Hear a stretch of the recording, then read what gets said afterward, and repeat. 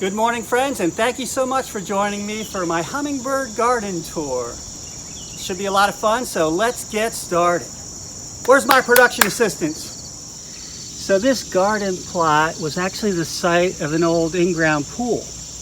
And based on these pavers, it looks like it was from the 50s or 60s. And they filled in the pool with sand and backfill, and they put a 2x8 perimeter around it, 2x8 wood planking. So it needed a little bit of TLC. So these poles that you see that surround the garden, this used to be a chain link fence. So I removed the chain link fence. I kept the poles and extended them and used them to make a simple trellis. So right now you see a lot of annual vines that I'm growing. I have some perennial vines that are taking off, but it's dominated by annual vines this year. So that's kind of neat. This is a sort of like Mina Lobata land.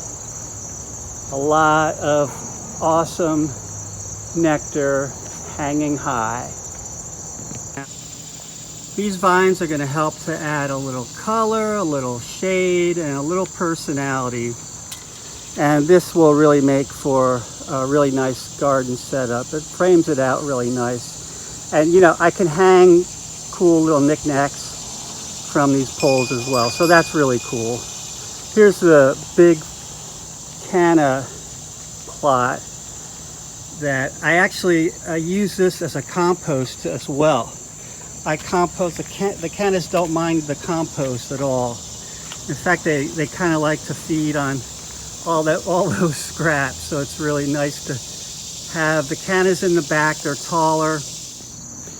To the left of the garden, I use this table for seed starting in the spring. So this is my little nursery.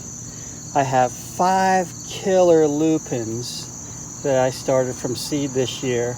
They're going in the ground very shortly now. I'm excited about those. And here's some nasturtiums that I left out. So that'll be nice for next year. They're probably gonna go right back in there. And I've begun to populate the surrounding grounds with useful native plantings such as elderberry, buttonbush, magnolia, and this terrific cranberry viburnum, which is an important food source for the birds. Any kind of extra cover and foliage is going to assist in native bird nesting sites as well. The month of June is a pretty critical time for the hummingbirds in my area because that's just about when the first brood of ruby throats fledge and begin to forage. And there are 3 important plants that I grow that begin blooming just at the perfect time to provide nectar for these inquisitive first-year birds. And that is red hot poker, the Alcazar variety, which blooms later than most of the other red hot pokers. And any of the bee balm cultivars, I prefer the Jacob Klein type and the Crocosmia lucifer plant. Surprisingly enough, the bee balm is the only native perennial I'm covering here, but many of the other mint family plants start blooming at this time, and several of the native vines will be blooming at this point as well. Now, if you pay close attention, you can actually recognize the habits and actions of the newly fledged hummingbirds. And they can be found probing their bills in search of nectar pretty much at any flower or what appears to be a flower, no matter what shape or color it is. They're really on a learning curve to recognize valid food sources. But these birds are quite intelligent and they begin to catch on pretty quickly. They're also beginning to spar and joust with each other at this time as well. And compared to the adults, these bouts almost look like they're happening in slow motion. The adults are lightning fast in flight. They're super territorial and they'll go at it with each other with bad intentions. Welcome to my salvia patch. I'm growing 5 very effective hummingbird attracting salvias this year. This first one is called Wendy's Wish, and it grows about 2.5 feet tall. And the blooms rise up on high stalks here. This next one is very similar. It's called Rocking Fuchsia. It's a little more compact. And we have Salvia coccinea with that fire engine red colored blooms. These will reseed pretty readily. This bluish purple colored salvia is called black and blue salvia, and it's one of my favorites. These can be saved throughout the winter if you can protect the crowns and keep them from getting too wet. They'll come back again next year. Back in here we have Ember's Wish salvia. These will rise up to about 2 or 3 feet in height with that really pretty pink, coral pink colored blooms. And right here is the Rocking Deep Purple. These are all considered annuals here in my zone 6B to 7A garden. And I'm growing pineapple sage again this year. Unfortunately, they kind of bloom late. It almost seems like they get triggered to bloom when the weather cools down. But they have a really sweet, aromatic scent to them. Can you smell that? It smells like pineapples. Here's one of my favorite annual vines for attracting hummingbirds. This is Cardinal Climber, and it's a cross between Morning Glory and Cypress Vine. And it blooms early in the morning. If it's a cloudy day like today, the blooms will stay open. And these blooms only last one day, but if you get it started early enough, you can collect the seed pods. Like, let's see, there's a couple here. And right now it is late August.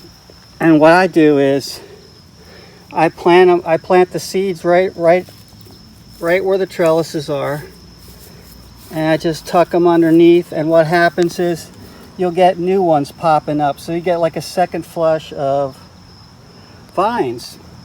So these are great though. These along with Mina lobata are really one of my favorite hummingbird attractors for annual vines. And have a look at this little bugger who appears to be a leucistic or semi-albino ruby throat, but he's had his head buried in Cardinal Climber blooms all morning. And what's happened is that bright yellow pollen from the blooms have painted his head yellow. And you can't make this stuff up. And here's a little clip of the related cypress vine. And you'll have to be a little careful with these because they can get fairly garden weedy. I've covered Mina lobata vine in past videos, and I'll showcase them again here because they're so darn effective in attracting hummingbirds. Some gardeners have nicknamed these Spanish flag because of the color combinations on their modified blooms. Like most annual vines, they're not fussy about their soil requirements, but they need a good amount of direct sun for prolific flowering. You'll get a great bang for your buck if you grow these in a sunny spot. They bloom from the bottom up, so you'll notice the hummingbirds probing at the lower, riper blooms first, and then they'll work their way up. And these are twiners, so I'll grow them on the back patio, along fence lines and trellises, and just about any structure that I think they can grab onto and grow. And they'll shoot up about 12 feet tall and spread out and show a nice canopy of color. Very good for attracting hummingbirds.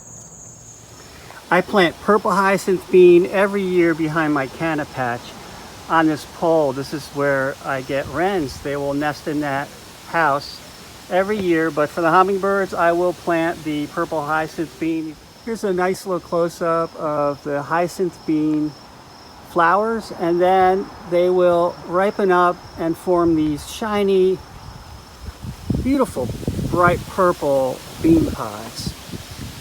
And there's the wren house. I had 2 broods of wrens this year in that cruddy little house. I'm growing 2 fabulous varieties of coral honeysuckle along my trellis structures. Both of these will flush out with spring blooms early and continue blooming if you deadhead the spent flowers. These are both super sweet and attractive to hummingbirds. The gold flame is a hybrid that gets a little larger, maybe 15 feet tall, and it has showier, tricolored blooms that are a little more sparse. I always like the little purple in the garden, and this is a great example of a good purple color. This is obedient plant, and it's another native, and it's in the mint family. These plants grow from underground runners, so this is a pretty big clump, so they will take over, but they weed out super easily. And they're named obedient plant because if you take a stem and you bend it, it should obey and stay where you bend it. And mine is not obeying, so I must have disobedient plant. But these are really good for bees and other pollinating insects. Here's a little bit of lobelia. Or cardinal flower. And they have that bright, bold, screaming red blooms. That's also another native. It likes to have its feet wet. Over here I have, in this little pot, I've got Cupfia doing well. I think it's a sort of a miniature or pygmy Cupfia, and lantana. And both of these plants are very drought resistant. They can handle that scorching heat of the midsummer as well. Here's a few zinnias in this area where the lupins bloom in the spring, but they die back, so you can always fill in areas with annuals when the spring perennials die back. There's the obedient plant. Really nice purple on those. And they have, a freckled throat like foxgloves do.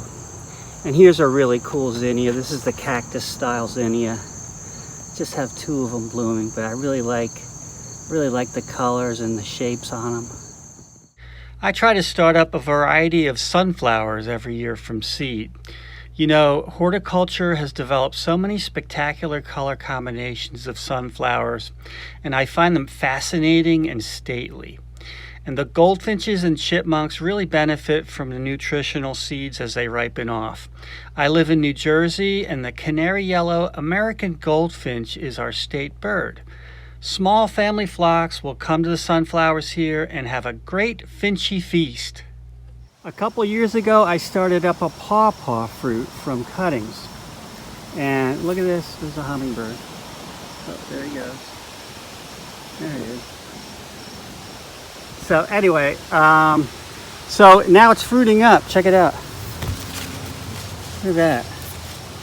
They taste a little bit like bananas, sort of. They're sweet, but I don't know. They're kind of cool. They're natives. These are jumbo boys. I believe they are almost ripe. The catbirds and the robins they'll go for these when they're little baby fruits. So I got lucky, and this one fruited up and survived. Well, I don't have a drone, so we're going to use a ladder and check out the Ipomia alba. This is about 12 feet up, and we're looking at Ipomia. This is also known as moonflower vine, and these are related to morning glories, and they're annual vines. These blooms are really super fragrant. They smell lemony. They're about 5 inches across, and they unfurl. Here's one. This will probably bloom tomorrow. And you can see how they twist, and they untwist that way when they open up at night. And they'll bloom all night, and you'll have the blooms in the morning. They're pollinated by moths and night flying insects, and they're terrific vines. I grow these along with datura, and makes a bold night statement, and that is Ipomia alba. And here's just a quick sky cam view of the cannas. Here's a good companion plant for the Ipomia, and it's the low bushy Datura inoxia. These have similar papery thin trumpet shaped blooms that give off a sweet but heavy fragrant aroma.